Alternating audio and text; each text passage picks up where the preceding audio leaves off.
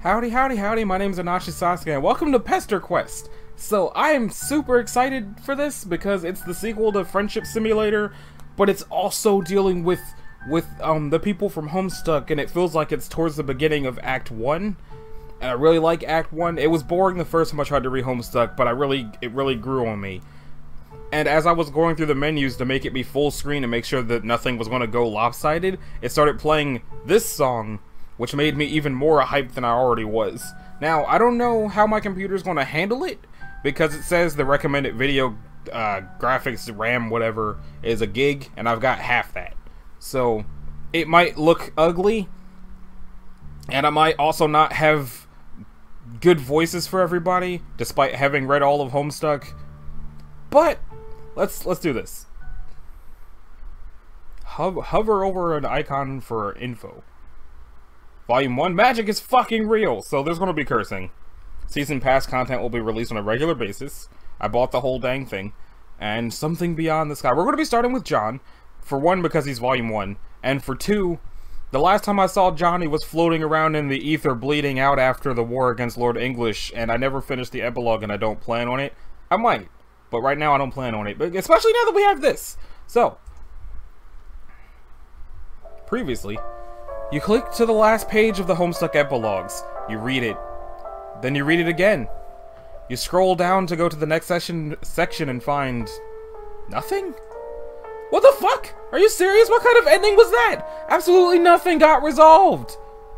You stand up so fast your chair falls over. Jesus Christ, are you steamed? Maybe eventually with further thought you'll come to appreciate the thematic elements, but as of right now, you need to understand. What happened to dead John? What about Rose and Kanaya and their marriage? What about Terezi and Vriska? Yeah, this feels like maybe I should have read the epilogue. I didn't know it was gonna just go straight to him being pissed off about the epilogue. God, you have to have words with someone! Stomping out of the little computer room, you blink a few times trying to readjust to the dim parlor after staring at a screen for so long. Doc Scratch? Where's that creepy round motherfucker? You sure got his number now. You're gonna find him and force him to tell you the rest of the story. You march confidently down the hall in the direction of a sudden ruckus. Turning the corner, you see two figures. One is definitely Doc Scratch. The other is in a dark silhouette in a fashionable hat and coat. While you watch, the latter begins to hit the former with a cane. Oh, god damn it, you know what's happening. You know some lore. You need to get out of here before this place goes up in flames. Survive now, yell about unsatisfactory narratives later. With that in mind, you leave behind this ridiculous altercation, trampling a pile of notes and photographs underfoot as you make a run for the fenestrated wall. See ya, suckers! You sail through feet first, bracing for the smell of overturned earth and the sight of the twin alternating moons. Man, it's gonna be good to see your friends again, especially now that you're armed with all of this canon knowledge. But what's around you is not Fozzer's corpse field. It's a whole lot of nothing. Are you lost between worlds or something? Wait, no. You see a glimmer in the distance. A bright white light. Swallowing down the surge of panic, you move towards it. You're dead! Nope. The light coalesces in the form of a small symbolic house. Hey, you recognize this house!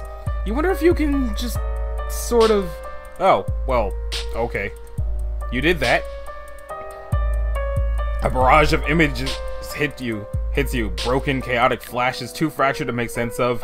You just stuck your hand into the most powerful item in the whole of this narrative, and your body is not taking it well. Bright, sizzling pain hits the nerve center of your brain and radiates out to your extremities. Wow, you are a moron! You aren't a comic character, you aren't meant for this sort of metatextual energy. It hurts, it burns, it unravels you from the inside out, and then everything goes white. An exception has occurred. While running it... Oh, okay. What a lovely morning! The air is fresh and crisp. It's early spring, probably. You find yourself on the sidewalk in a suburban neighborhood, facing a neat, friendly house. A neat, friendly boy stands at the window on the second floor looking down at you. At least, you hope he's friendly. Man, you would really love to be his friend. At first you think the boy's looking at you, but instead he appears to be looking at the mailbox, which is stuffed so full that the door is half open. Looks like someone crammed a whole box in there. Helpfully, you pull it out along with a couple of coupons and envelope stamped with a green symbol. You go to give the boy a thumbs up, but he's no longer at the window. Memory prickles at the corners of your awareness. You feel like you've maybe done this before? While you're standing there ruminating, a car pulls up. The driver's wearing a hat and a suit, and is probably the owner of this house and the father of that friendly boy.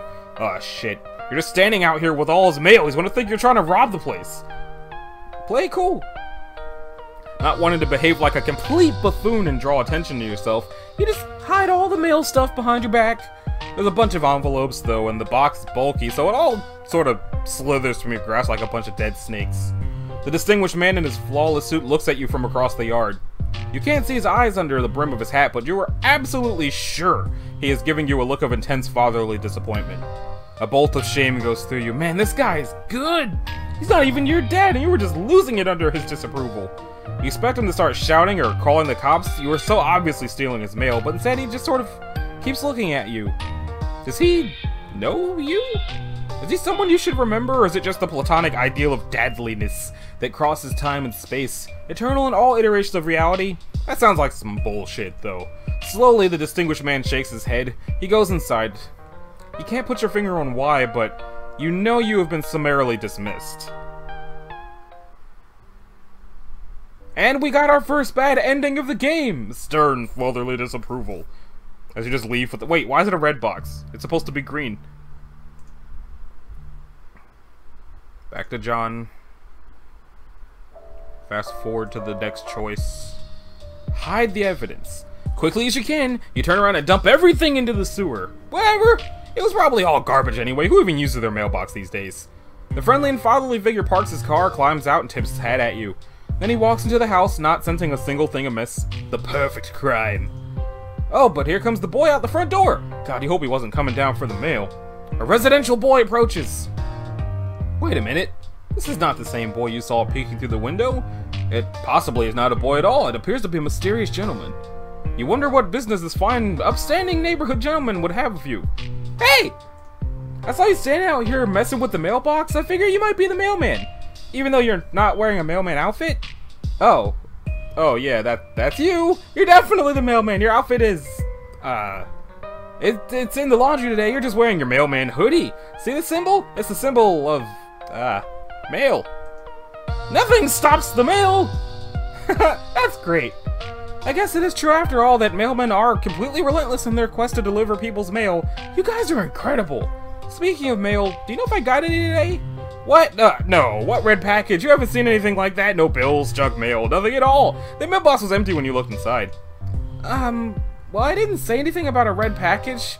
Should I be expecting one? Come to think of it, it is my birthday, so getting a package in the mail would make sense. Oh man, it was Dirk's birthday present. What was Dirk's birthday present? Or not Dirk, Dave, sorry. Wrong Strider asshole. And if it's red, that probably means it's from Dave. He loves red because I guess it's cool. Oh man, I wonder what he got me. Nothing. He got you nothing, you say. Isn't he listening? This Dave fellow probably forgot his birthday due to being a bad friend, and that's why there's no package, red or otherwise. What? Oh, just kidding, you say. You sure Dave is a great friend who cares about this kid a lot. His present's probably just late and definitely not slowly sinking into a subterranean river of shit right now. It's not... What? That's a strange thing to say. Are you sure you don't know more about Dave's present than you're telling me? No, you say, absolutely not. Actually, he should forget what you said about the present being late. He should not be spending a red package. Not now or ever. He should trust you because all mailmen know everything about the mail. Dang. So, nothing else? Huh? You said the box was empty? I don't think I understand. Isn't that how it always is when you deliver mail? I mean, you're the guy who's supposed to put stuff in there. Yes, that's right. You're the mailman, the absolute authority over all mail. Which means your word must be accepted without question when it comes to the mail he didn't get today. You double-checked and everything. You looked thoroughly through your mailbag for anything with the kid's name on it and came up empty. Sorry, dude. You have a mailbag? Where is it? I don't think you accidentally dropped it in the sewer before the boy came outside. Oh no, that sucks. All that mail ruined. Maybe I can help you fish it out? No! You mean that's fine. Thanks for offering, fine young Samaritan. But, the government will handle this. There's like insurance and such for sewer-related postal mishaps. Oh yeah, that makes sense, but what if you missed something in there for me, like a game envelope or such? Are you totally sure you didn't miss something? Yes, you are sure. You triple-checked and didn't see his name on anything. Besides, it's really rank down there. Very sewery. All the mail's been befouled beyond any hope of salvaging it. Really, it's best not to bother even peeking inside. You're probably right, but... Hey, how do you know my name?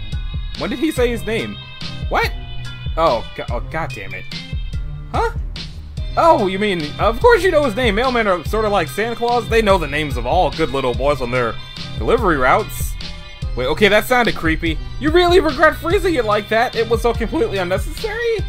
You just know a lot of stuff as an important government official with lots of bureaucratic lists and such. For instance, the name of this young man is...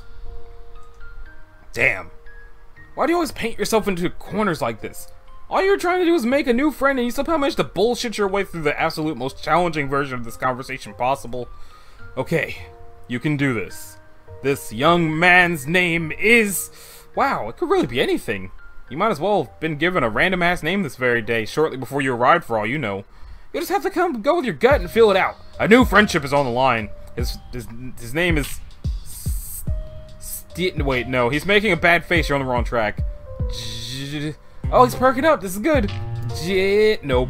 Bad face again. It's not Jimmy or Jilliam? It's not even a name. Anyway, Yeah, he likes that.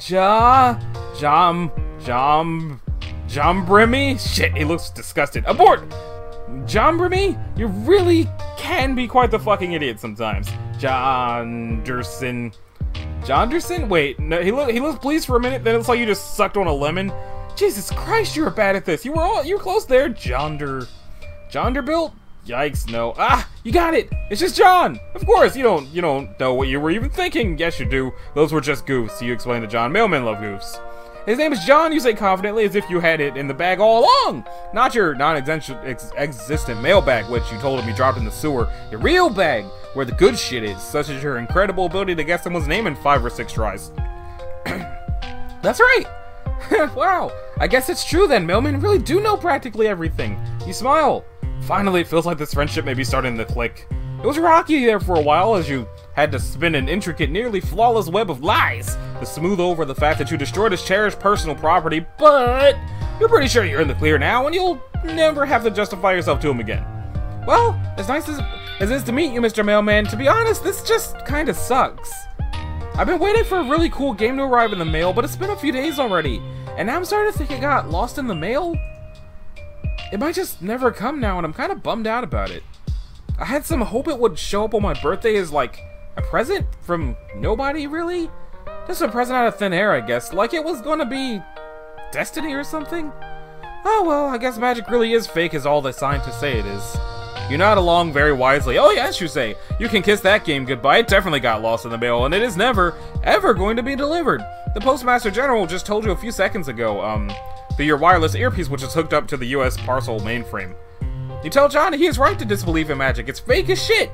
It's time for him to get used to the idea that he will never play this game, whatever it was. It was probably stupid anyway, most games are. He should try to get used to whatever kind of life he's going to live from now on in the absence of this dumb video game. Yeah, you're right. I think I actually got too worked up about it. It probably does suck, actually. I think Game Bro only gave it like 2 hats out of 5 hats. It might have been even less than that, actually.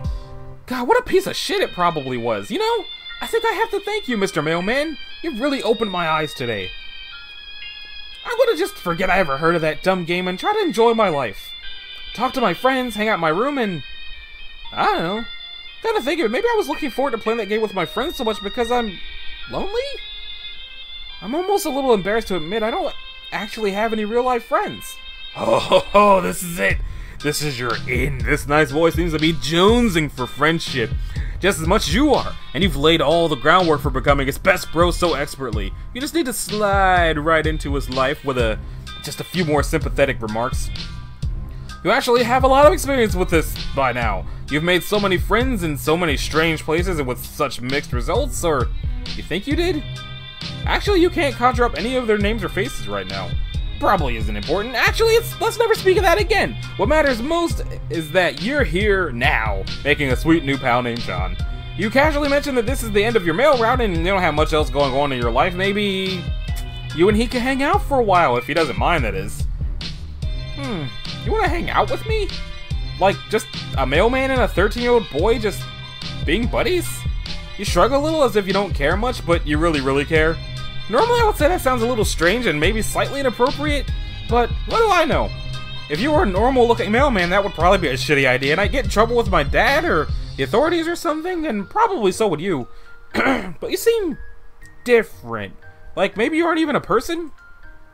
Just a kind of weird, harmless looking guy? Like an alien, but not really? You don't really know what to say to any of this. Ah, man, I'm being so fucking rude. I'm sorry. Yeah, of course we can hang out. But maybe we should, keep this sort of a secret from my dad. I don't know if he would approve of me bringing a stranger into the house, even if you are very nice and sincerely concerned about my mail problems. That sounds fine with you. Now that you think about it, you still aren't sure his dad didn't see him dumping all their mail into the sewer. He probably didn't, otherwise he would have had some words with you, surely.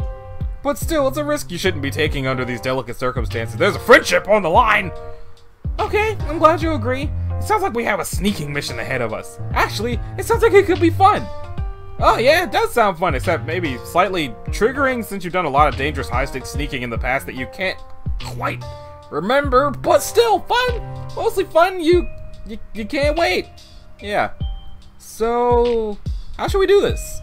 We could either sneak upstairs to my bedroom while avoiding my dad and just hang out up there for a while, or if that sounds too risky, we could just stay outside. I've got some sweet playground equipment in the backyard. What'll it be?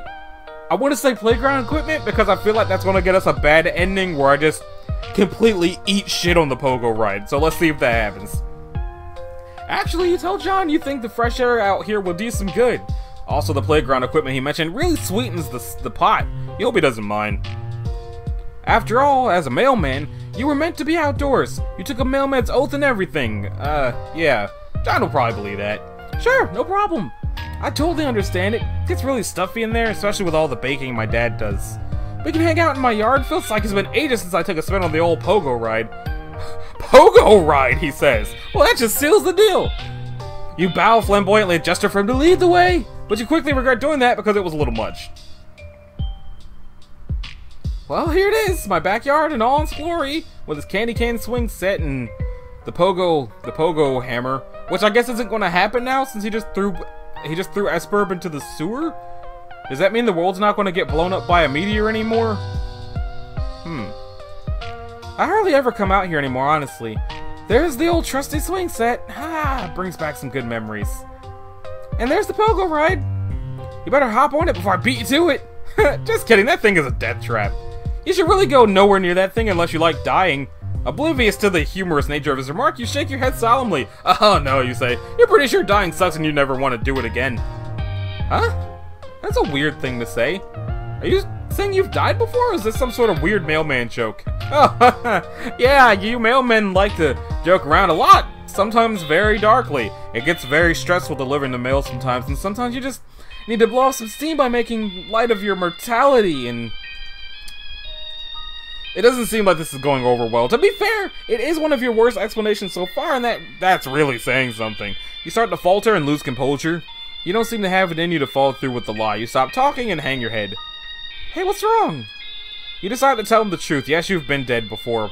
Possibly a bunch of times? You're not sure. Actually, you can't remember any of the circumstances surrounding your deaths, and you aren't even sure who you are. Frankly, you're a little confused by your own existence sometimes. Oh no! Well, I'd be lying if I said that wasn't a little hard to believe, but I'll listen to what you have to say anyway, because that's what friends are for. How did that happen? Oh, well, you cast your mind back as hard as you can.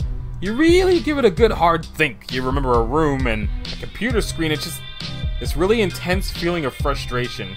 A computer screen? I mean, I get being very frustrated at your computer screen. I do that every day. Yeah, he gets it. It's written all over his face. This is a boy who feels your pain. He's following you perfectly. I'm not really following. Then you explain how you ended up in the afterlife. Afterlife? You're pretty sure it was the afterlife. Maybe heaven? It was a little too freaky for heaven. But you were alone, then you found a mysterious artifact on the ground. You found a mysterious artifact? In hell? Yes, it was white and flat and lying on the ground as if it was just waiting for you or waiting for someone else maybe, but you found it first by accident. You find it hard to believe you were destined for any cursed treasure such as this. Perhaps the artifact belonged to Lucifer himself. Lucifer, wow. Oh, you didn't realize you said the Lucifer thing out loud. Maybe you should consider reeling this in a bit. You're beginning to wonder if you're coming off as a little unhinged here, except John is clearly transfixed by your story and looking a little concerned. You guess there's no going back now. You've committed yourself to the truth, as insane as it sounds. So, you saw something weird. It looked a little like a little house? The obvious thing to do was to stick your hand inside the house, so that's what you did. Then, you felt funny and teleported out of hell. That's how you ended up here, on Earth, where, you then became a mailman and decided to have a long and rewarding career of delivering the mail, and then you met John, and now you're basically best friends at the end. This all sounds pretty fucked up. Yes, it does, doesn't it? You're right back to feeling like a crazy person again. He probably doesn't believe you. Seems like you're going to have to take this even further, or risk eroding the foundation of trust this blossoming friendship is built on. You mentioned that you're pretty sure the Devil's Treasure gave you some magic powers. Magic powers? Like what? You're not sure. You can sort of teleport now? Also, you're pretty sure you can time travel? You haven't tested it out much, you admit. Teleportation and time travel, huh? That's a lot. You can prove it, you say desperately. Suddenly, it feels like this friendship is hanging by a thread, and you'll do anything to preserve it. It's time to bring out the big guns. The revelation to this boy that, contrary to all known scientific wisdom, magic is far from fake. It is real as shit. For instance, you remind him that you both almost went up to his bedroom but decided not to because the trek across the house was too risky. But what if you could just teleport there? Sounds like a handy trick. I'm still guessing this is all bullshit though, like a prank. That's okay though, I love pranks. Ah, but it's no prank, at least you think. You've never actually tested this power at all? God, you hope you don't end up making a fool of yourself. Everything is riding on this. Hey, where do you? Here goes nothing. Did he get the retcon powers instead of John? Whoa, it worked! Unbelievable. Do you know what this means, Mr. Mailman? You shake your head. It means magic is fucking real! You shrug, you guess it is. You won't admit it, but all you really care about in it right now is the fact that you saved the friendship. Should all be smooth sailing from here. Well, it's a pretty good thing I met you, because if you didn't show up, I'm pretty sure that nothing anywhere close to this incredible would have ever happened to me. Well, you consider that remark for a moment and decide you absolutely agree. You are definitely the best and most exciting thing that will ever happen to this kid. You also said something about time travel? Can we try that too? Or would that be too disruptive to the space-time continuum? You have him eating out of the palm of your hand now. No need to slow this train down. Continuum schmuntinium. Show your whatever your friend wants, he gets. Oh, I know. Why don't we just go back in time by about a week, and we can stay right here. That way we won't risk messing up anything important. Sure, that makes sense. You get ready to use your new hell power and concentrate as hard as you can on the idea of 1 week ago. That's probably how it works. Not much changed, except... Wait. The cakes are gone! That must mean it isn't my birthday yet, which means... It worked! This is 1 week ago! Wow! Oh, for fuck's sake. I forgot, of course, there was gonna be a past me in the room a week ago. God, I'm such an idiot. This is gonna fuck things up, isn't it? What the hell is going on here? Whatever it is, it seems really stupid. You're right, John, it is stupid. Sorry, I wasn't using my head. Don't worry, we'll get out of your hair. Hey, quick, let's zap out to the yard so we fuck up space-time as little as possible. Whew. Well, that was dumb. Maybe let's try to avoid abusing your time travel powers from now on. It can really lead to a lot of messy bullshit. You wholeheartedly agree. All you really want to do is make friends, not clown around through space-time. Meanwhile, I guess we're still a week in the past, but now just standing in my yard doing nothing? This seems pointless. We should probably head back to the present. You nod. It was an interesting experiment, and it bought you a lot of credibility, but it's time to... Wait a minute. Something is wrong. There's a slight buzzing in the air. You can feel it. What's the matter? You tell him you have to think. You think something is coming. Quick, you have to hide. Whoa, okay. You and John dash into a neighbor's yard and hide behind the fence. You peek into the backyard to see what's happening. Suddenly you see it. That energy you were feeling was a whole group of teenagers randomly teleporting into John's backyard? What the fuck? You examine them more closely. They're all dressed in ridiculous, colorful outfits. Is the circus in town? There did seem to be a lot of clowns in John's house. Maybe this house is some kind of globally recognized headquarters for traveling clowns. But they're not really clowns, just teens wearing strange pajama-looking clothes. 8 of them, to be precise. Upon closer inspection, one of them seems familiar. The guy in the blue pajamas. You'd think it's your new friend, John? But he seems older. Definitely not a 13-year-old kid like your buddy here. None of them are. They all appear to settle in for a while to talk amongst themselves. The guy in the yellow Speedo gets down to business on the pogo ride, totally oblivious to its dangers. There seems to be a serious atmosphere hanging over this group of teens. Important discussions are happening. It's completely baffling to you, and by the look on your buddy's face, to John as well. Suddenly, an uneasy feeling settles over you, like you're witnessing something that was never meant to be seen by anyone. Perhaps a rendezvous point established by this group of teens for exactly that reason, that no one would think to be watching this quiet suburban backyard right now. Should you stay and listen, or go? You're not sure what to do. You can't shake the feeling that something highly inappropriate is happening here just by watching. It's like you're beholding a moment so divorced from an authoritative chain of events that to even witness this moment is not only narratively compromising, but extremely cursed. Hey, is the guy in the blue pajamas me? You pat John on the back. You can only imagine what's going through his head right now. He hasn't seen a time travel duplicate of himself in, well, minutes. Man, I look so much older. What am I even wearing, and how are all these people? Wait, I know some of them. That's Rose and Dave and Jade? With dog ears? I don't know the others though. Wait, I know what's going on. They must be from the future. It's the only explanation, especially since we just did some time travel ourselves, thus proving magic to be real. Did you have something to do with this, Mr. Mailman? You shake your head. You are just as surprised by this nonsense as he is? It seems one or more people from this group have somehow obtained similar abilities offered by the hell treasure you touched. I guess they are all from a few years in the future when we're all a bunch of older, cooler teenagers. Maybe we all go to college together or something? Maybe that's where we make these 4 new friends. There's something familiar about all of them, but I can't put my finger on it. But why do we look so ridiculous? Did I join a troupe of traveling street performers thus following in the footsteps of my father? And somehow managed to rope everyone into the act, including Dave and Rose, who almost certainly would think the idea was really stupid. Even though it's clearly great and cool, which, well, somehow also involving time travel? I don't know. I'm so confused. What are they even doing here? Did this really happen just outside my house 1 week ago, without me knowing about it at all? What else have I been missing? How much more is there to know about the future adventures of me and my friends, which has been taking place in secret like this? I wonder if there's a lot more to my life than I ever could have imagined. Actually, I should probably be thanking you. If you hadn't told me that my game got lost in the mail, I might have gotten way too hung up on it. That might have totally altered the trajectory of my life. Then I wouldn't get to go on whatever sweet adventures happen in the future that will lead me to wear a bunch of silly pajamas and apparently speak with great authority in front of a group of very cool teens. You bow your head contemplatively as if to say you're welcome. You're welcome for your entire life and every cool thing that ever happens to you from now on. After some time passes, the group of teens seem to finish up whatever business they had in this yard and disappear into thin air. I guess that's the end of whatever that was.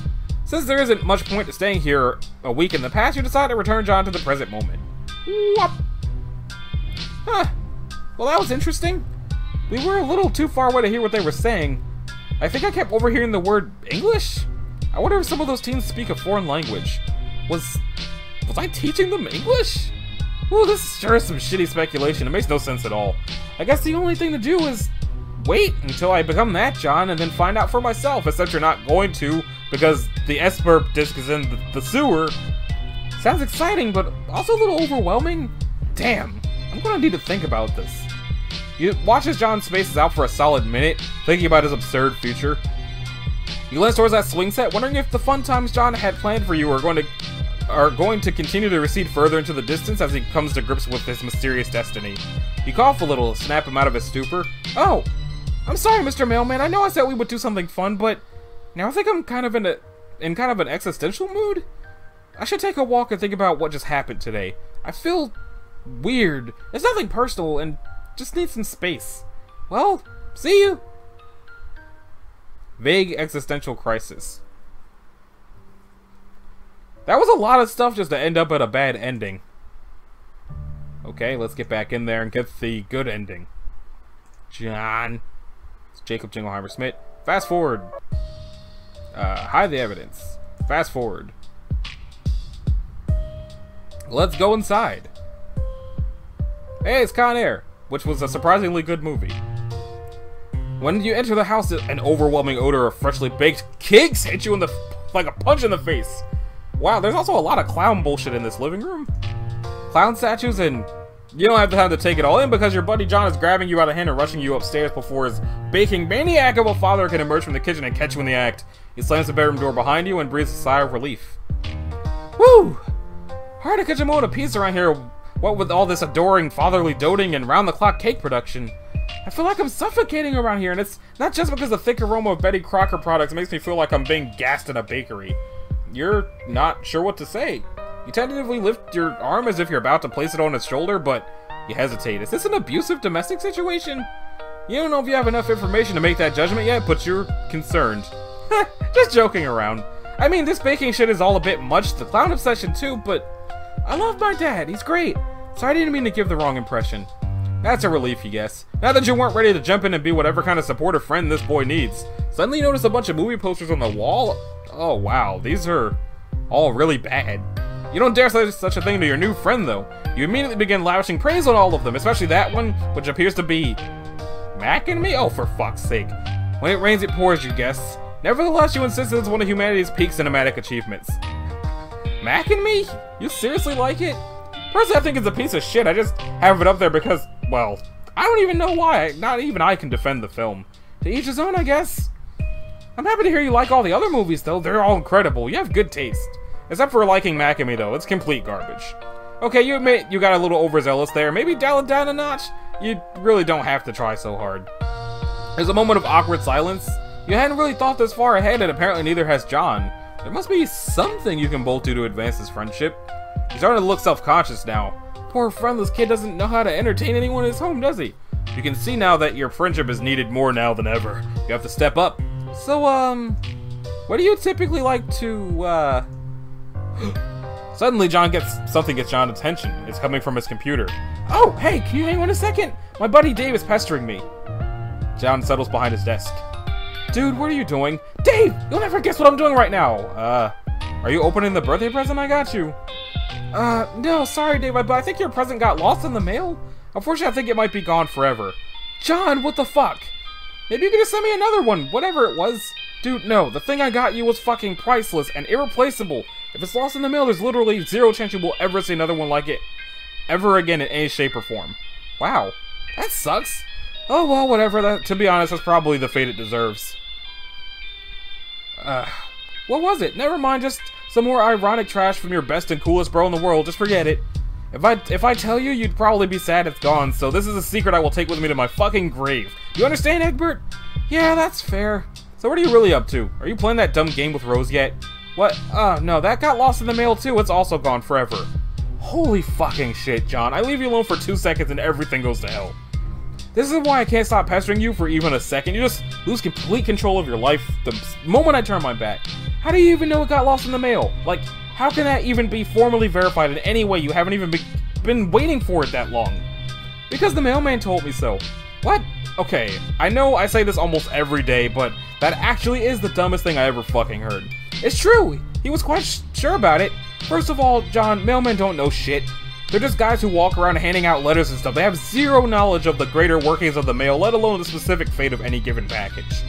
Unless there's a tracking number or some shit, but even then the mailman isn't really the guy who deals with that.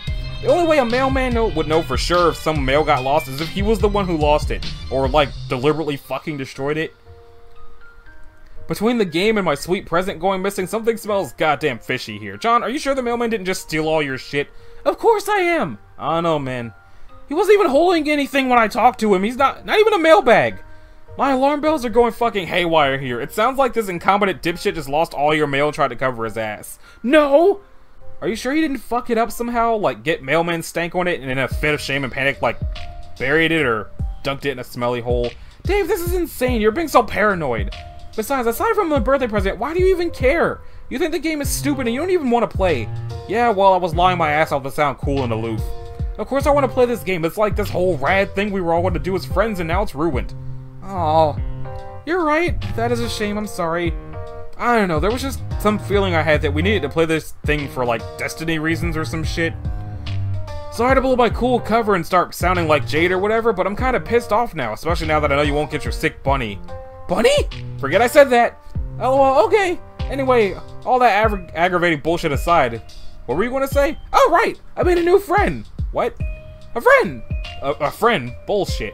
No, it's true! John, this is so unlike you. You don't have any fucking friends. None of us do. We're a bunch of total losers. I know that, but today is a different story. I think I might be branching out a little socially, like turning a corner and becoming a valid and legitimate person while on his way to adulthood. Ugh. Come on, Dave. Why can't you just be happy for me? Fine. So you're hanging out with this person right now? Yes, he's in my room, rummaging through my stuff. He's quite the character. Who is this guy? Please tell me he's not cooler than me. I couldn't handle that. He's not cooler than you. Nobody is, Dave. Okay, thank God. So tell me about him. Well, you know, the mailman I was talking about earlier? Yeah? Well, you see, it's the mailman. Jesus fucking Christ. What? John? No. What's the big deal? Do I even need to explain why a 13-year-old kid shouldn't become buddies with a fucking mailman and hang out with him in his room? Does your dad know about this? Well, no. But I'm trying to avoid him. He's in one of his baking frenzies. You do realize this is the same guy who likely stole your game and my beautiful present, right? He probably sold them in the black market, or worse, he did something fucked up like flush them down the toilet. He didn't do that! Dave, it would make no sense to do that! You're being crazy! Okay, dude, but you're the one chilling with a random postal worker in your bedroom on your birthday. I'm just looking out for you. What sort of sick fuck would even want to come in your house? How old is this fucking guy anyway? I don't know, he seems to be sort of ageless? What? Dave, that's the thing! He's barely even a person, he's just a friend! I feel like I'm losing my mind. Listen, I don't expect you to understand. He's just a fun, harmless person who appears to have no particular defining qualities whatsoever. What is so crazy about that? Nothing, I guess. I don't even know anymore. Fine. Enjoy your new buddy. It is your B-Day after all. So, you get to call the shots. So what's next on the agenda? What's he even doing now? Well, it seems he got a little bored while I've been talking to you, and he's spread most of my belongings across my bedroom floor to examine everything, and now he's just messing with stuff? Like, my magic stuff? It's pretty cute. I like this guy. John, I'm going to run something by you. I hope you don't, I don't blow your mind or anything, but what if this guy isn't even a mailman? What? Dave, no, I refuse to accept that. Okay, then genius, tell me this. What is he wearing? You said he has no defining qualities. Well, clothes are defining qualities, so what are they? Okay, he isn't wearing anything but a sweatshirt, but I didn't want to mention that because I knew it was how it would sound. I see. So, no mail uniform, no mail bag, no, like, fucking mailman hat, just nothing. Yes, but that's not weird or anything. I told you he's like a pet. Shit, that's probably condescending. You know what I mean? You know what I mean. Part generic person-y type guy and part, like, is a fun, friendly sort of humanoid creature? I'm not really explaining this well. The point is, he said he's a mailman, and I believe him because he's my new friend. End of story. Okay, he's the fucking mailman. I don't even care if you think he's fine then. Okay, whatever. So, like, cool, guess we have a new friend? Do I get to meet the mailman sometime or what? That's a good question, I hope so. I wouldn't be surprised if he found his way over to you. I can't put my finger on it, but something tells me he's a well-traveled fellow. You really think he's gonna travel his ass 2,000 miles over here to come visit me? You never know. Mailmen do get around after all. Shit, that checks out actually. Okay, I'm getting kind of excited now. Yeah, that's what I like to hear. I should probably get going. He's really going at it over there with all my bedroom crap. I don't want to be a rude host. Alright, I'm going to leave you boys to it. Happy birthday, dude. Thanks, Dave! Victory! Stern Daverly approval. This game is going to rip the timeline to shreds. But that does it for this episode of Let's Play Pesterquest. In the next episode, we're going to bother Rose. And there was something in the chum roll about befriending a cryptid. So I don't know if that's a separate route or what. If that was spoilers, it's literally right here. I clicked chum roll because I thought it was going to say stuff about Hive Swap Friendship Simulator, and it said it was like John, and then that, and pumpkin. So maybe I gotta find a pumpkin. Hopefully oh man, if I get to befriend a pumpkin, that would be awesome. I hope I get to befriend a pumpkin. But anyway, this has been Anashi Sasuke. This has been Pesterquest. If you liked it, a like and subscribe will be groovy. If you didn't, you don't need to do either one of those things. This game is $11.99 on Steam. Instead of 99 cents every 2 weeks, it's just flat out $12. And I will see y'all in the next one. Later.